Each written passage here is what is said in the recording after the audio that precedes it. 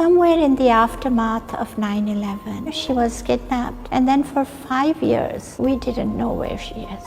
She was lost. It was like she disappeared from the surface of the earth.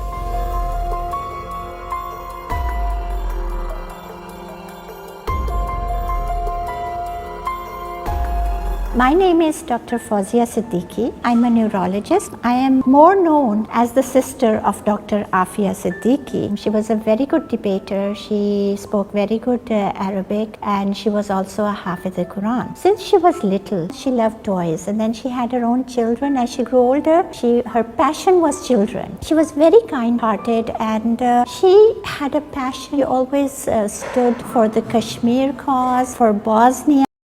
Somewhere in the aftermath of 9/11, she was kidnapped, and then for 5 years, we didn't know where she is.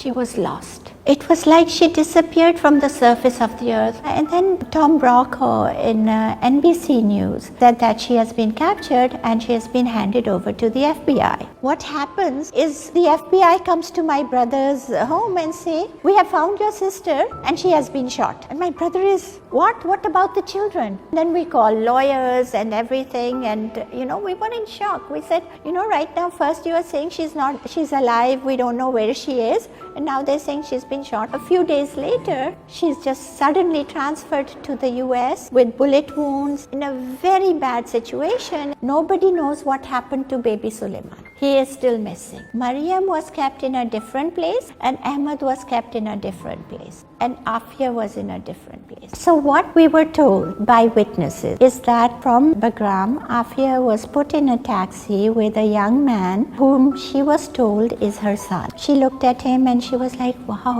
he's grown so much. How long has this been?" They were supposed to go to the governor's house. The governor says he got a phone call saying that there is a terrorist who is dressed like a woman and she is coming to bomb the place. So she's a suicide bomber, and there is a young man with her. Order your people, when you see her, shoot on sight.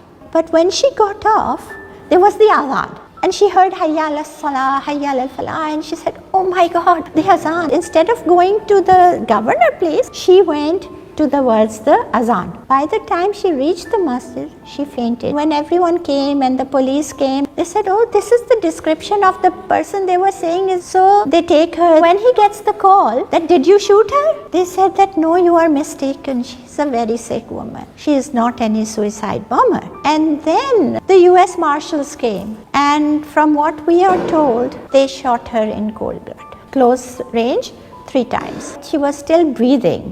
And from there, in that same condition, they took her to the US. They charged her with trying to shoot them, 6 US Marshals. And her in that condition that she can barely walk, she snatched a gun, M4 rifle, which is security locked, and she shot at them. She missed. In self-defense, they shot her. That is the charge they put against her. Well, if she snatched the gun, where are the fingerprints? And there's no bullet holes. The forensic lab said this gun has never been fired. No fingerprints, nothing. Yet, Aafia was found guilty and sentenced to an outrageous 86 years in a place that's known as Carswell, a legalized torture chamber in America. 86 years, where there was no evidence against it, just to cover up their mistake. With witness testimony, with forensics, everything proving that Aafia could not have done anything they blame. The media started calling her Lady Al-Qaeda. Aafia had no connection with Al-Qaeda or the Taliban or any terrorist organization. Even Judge Berman, who sentenced her to it,